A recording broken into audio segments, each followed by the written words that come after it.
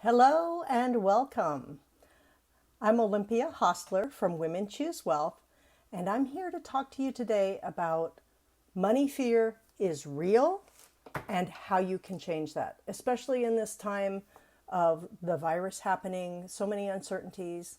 So, I really wanted to share with you some very practical and useful tips that work and techniques to change your response that is now in the fear state. So, with that being said, I'd like to jump right in. So, we're going to talk about how the fear response happens for us. And it happens the same way for everybody. People do experience it differently, but the mechanism is the same. So, the fear that we have about money is happening all the time. So, whether or not we're in this time with the virus or other times, many people have it. So, how it works is we have a part of our brain called the amygdala. And the amygdala is actually the reptilian part of our brain. And it only knows, am I safe or am I not safe? As in danger. Am I in danger or am I safe? And how does it determine that? It determines it by our five senses.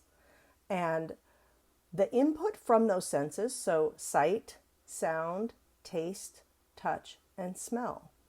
So all of those provide input into the amygdala, and then the brain determines, am I safe or am I in danger? And if it determines that you're in danger, then it's going to sound an alarm basically 24/7 because it's trying to protect you and keep you alive and keep you safe. And so you need to have this alarm going off so that you're doing things to keep you safe. And it comes out sometimes in ways that we don't really want it to or think are really associated with it. So, for example, once that trigger happens within the amygdala and it's made the determination that, in fact, you're in danger, then a whole cascade of things happens in the mind and in the body and in the heart. So, for example, it will trigger the the sympathetic nervous system. And what that does is that will send adrenaline and cortisol through the body. And it's as if you're like, have your finger in a socket, you're like, zzz, and you're buzzing. It's hard to sleep. Your pupils are dilated because you're looking around for the threat. Your body thinks that you're being, you're under attack and you're being chased by a saber-toothed tiger. That's kind of the origins of this. So when you're being chased by a saber-toothed tiger, you don't really need to be doing a lot of other things. Things like ovulating, things like eating well, things like sleeping. Like, why would you want to sleep? Or how could you sleep when there's an imminent threat here? So it also tightens the muscles, reduces the blood flow, the heart rate gets faster, we actually get less oxygen into our bodies. And oxygen is needed, for every function of the body. So if you're not getting enough oxygen, a lot of other things are not working well in your body. And it's okay for now, because right now, you just need to get away from the saber-toothed tiger. So the responses could be one of three once the sympathetic nervous system is activated. It could be fighting. So good thing you have all that adrenaline and cortisol, because then you can fight. And as you fight, it discharges it. Although, let's be real, most of us are not going to fight. And how are you going to fight an unknown or an unseen or a not physical entity? Second choice is usually fleeing, and that means running away. So as you're running away from the threat, that also helps to discharge and reset some of these chemical reactions. It's a chain reaction that's happened in the body. So that's another option, but we really can't do that in this situation either. So we're left with our third choice, which is freezing. And when we freeze, it's literally as if we are freezing inside of our bodies. It's hard to move. We get very restricted. We get tight and tense in our physicality. We also get tight and tense in the mind and in the brain, and also in our heart. Like our emotions start to get more stuck. It's hard to express them. And we definitely, in terms of discharging them, there's no discharging when you're in freeze. So what you want to do is to be able to get out of that. And that's a technique that I'm going to share with you today in a little bit. It's called the 5 senses.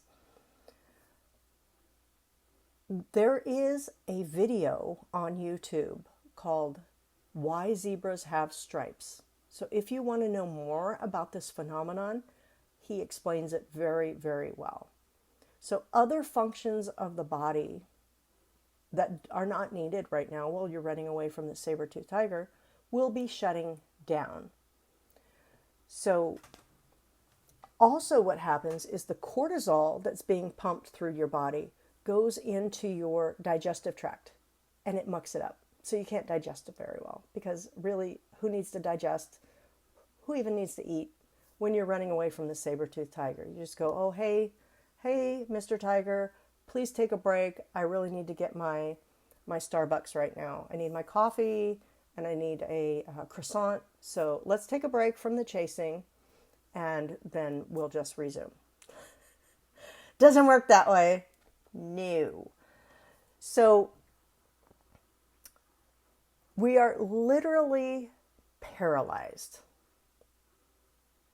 Although we can move, we don't really want to move when we're in this frozen state. So you may have noticed for yourself, and you can feel free to type into the comments, what are you noticing is happening for you? Are you being more lethargic? Is your energy drained? Your energy might be drained because the energy that you have is being focused on trying to not be eaten by the tiger, this threat, this imminent threat. And whether it's a perceived threat or a real threat, it doesn't matter, because your brain only knows what you tell it. And that's what the amygdala is telling it right now. Am I safe or am I not? Is this a threat or not? So for example, I like to use this example of a dog. So maybe you're growing up and you have a bad experience with a dog. Maybe it's a Chihuahua and it bites you and it hurts and you were scared as a youngster. And then you grow up and you think, oh, I just don't really like dogs. I certainly don't like Chihuahuas and I don't like dogs. And you're probably afraid of it because your amygdala is firing off every time you see a dog, that memory and that experience, like, ooh, danger, danger. However, another person who has had positive experiences or maybe even no experiences with dogs, their amygdala will tell them, hey, you're safe, it's fine. Maybe you can get some good loving from the dog, go up and pet it, say nice things to it, and it wags its tail. So that's a totally different experience for people, even though it's the same dog. So that illustrates the point of a perceived threat versus a true threat. Now, if your house is burning down, that's a real threat. You want to be aware of that and you want to take measures. So that kind of gives us a background of what's happening.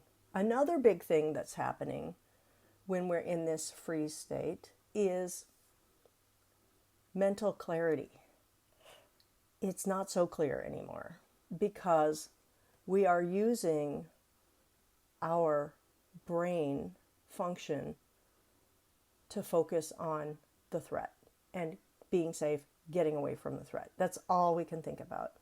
So if you might notice yourself, if you're trying to, do some work, trying to solve a problem, trying to be creative, trying to understand and learn something, it can be challenging at this time because it's very hard for your brain to do that. So what you want to do is to be able to shift that. And the best way to shift you is to do this 5 senses. I'm just tracking the time for us. Okay, we have time to do this. So if you're not driving, I would love for you to participate.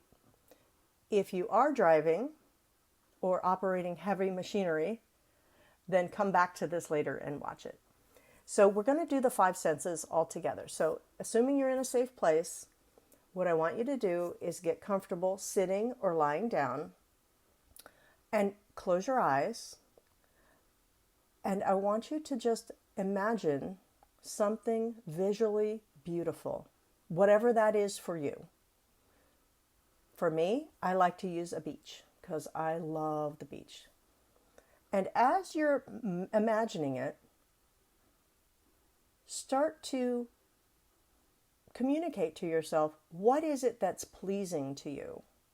What is it that you like about this?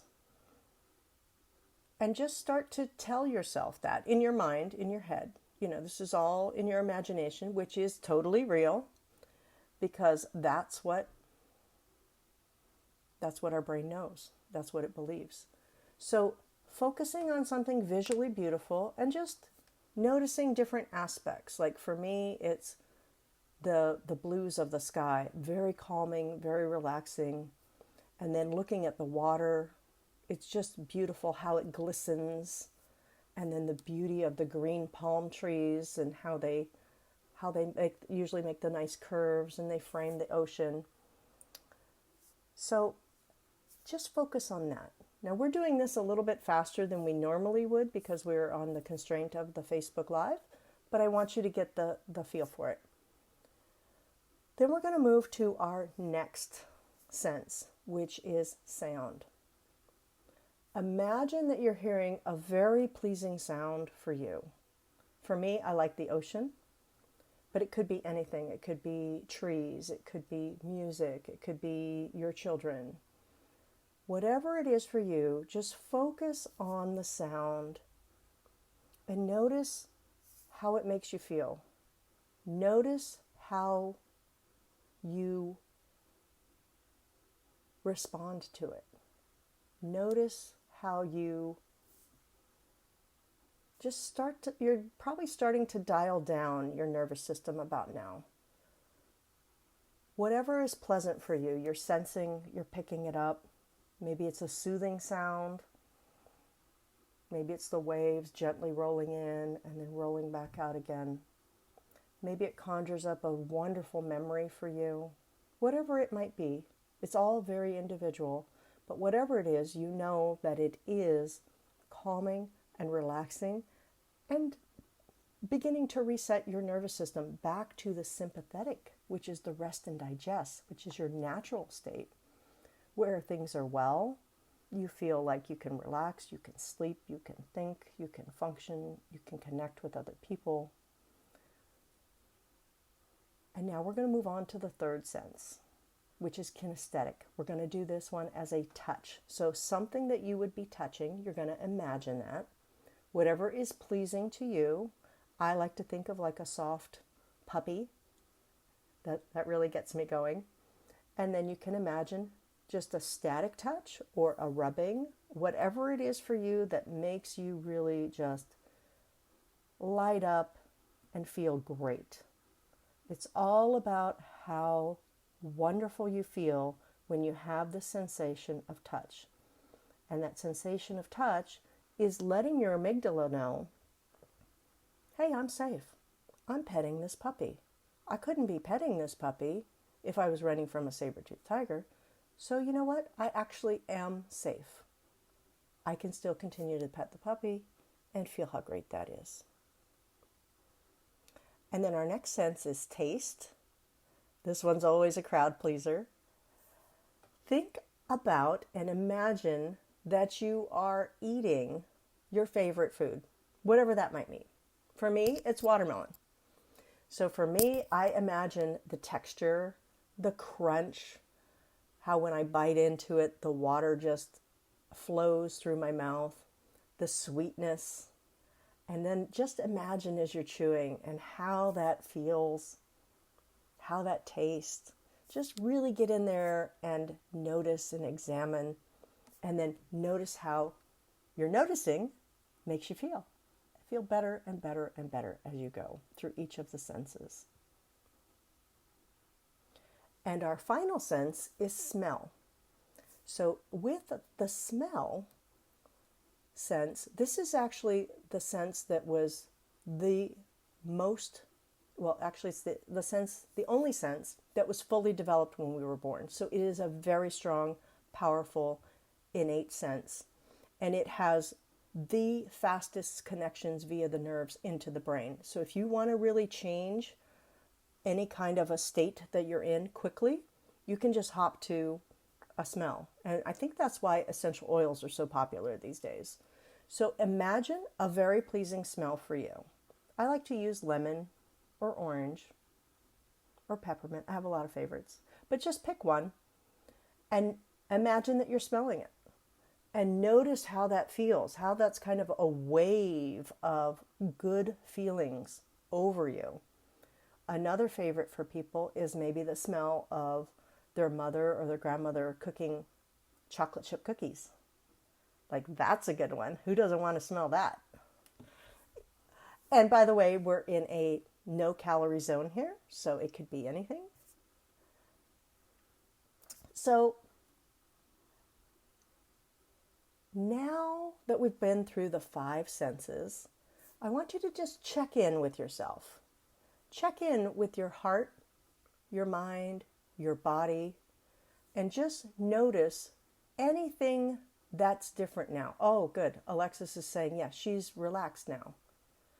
It's amazing how quickly it works and how well it works, because we're going right to the source of what created this chain reaction in the first place. So you can say, positive affirmations, you can do mantras, you can do willpower and grit. That's not going to work. It is not at all lasting or sustainable, nor does it get to the source. So this 5 senses tool that I just gave you, you can use any time. And if you would like to have a separate recording of this, I do have an audio. So just write in the comments and I'll be sure to get that to you. Does anybody have any questions or anything they want to talk about that's happening for them that I could possibly help you with? Because I really want us to all abate the fear and get back to being ourselves. And as we're waiting for those comments to come in, I want to let you know that I have some gifts for you.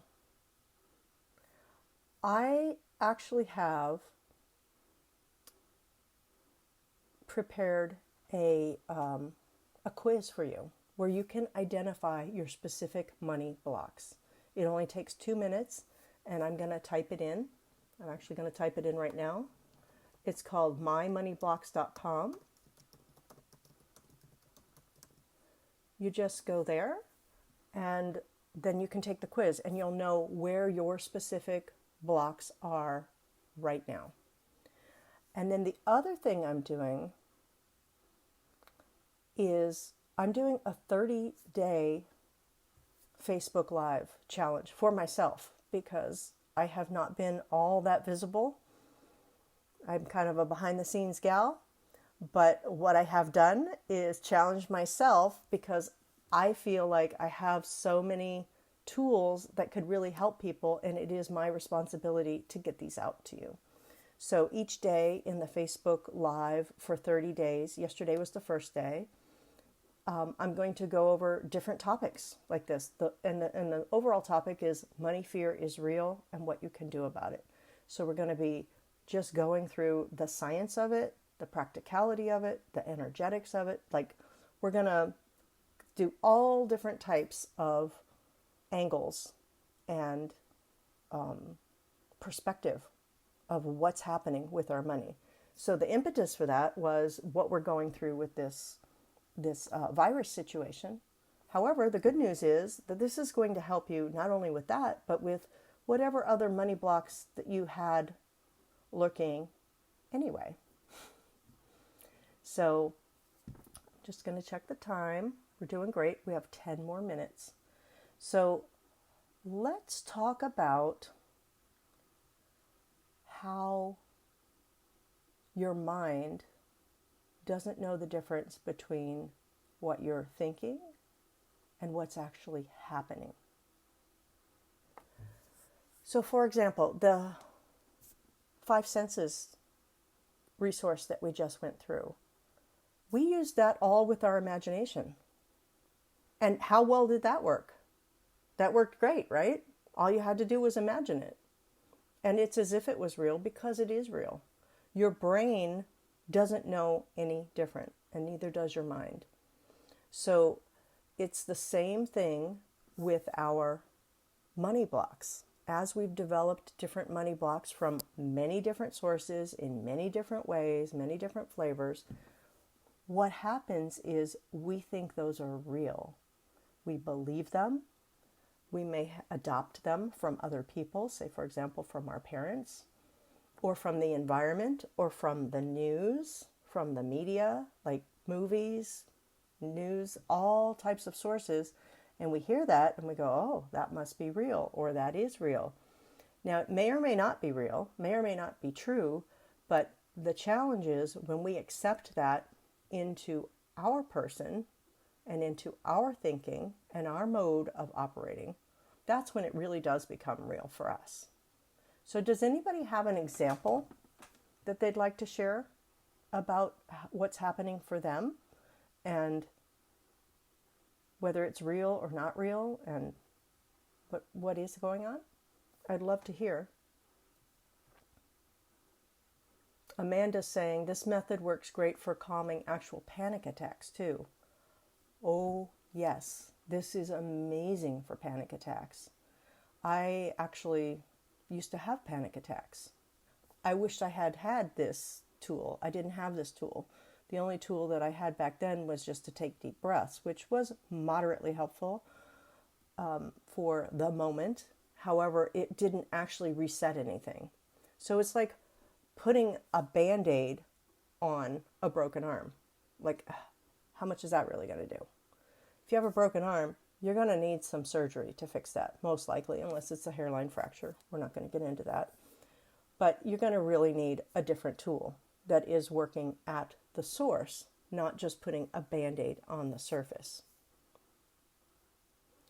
So, good point, Amanda. Also, a very interesting phenomenon is that our thoughts and our beliefs can be generational. There's actually been a study that was done through 4 different generations of people who are Jewish. And the first generation was in the Holocaust.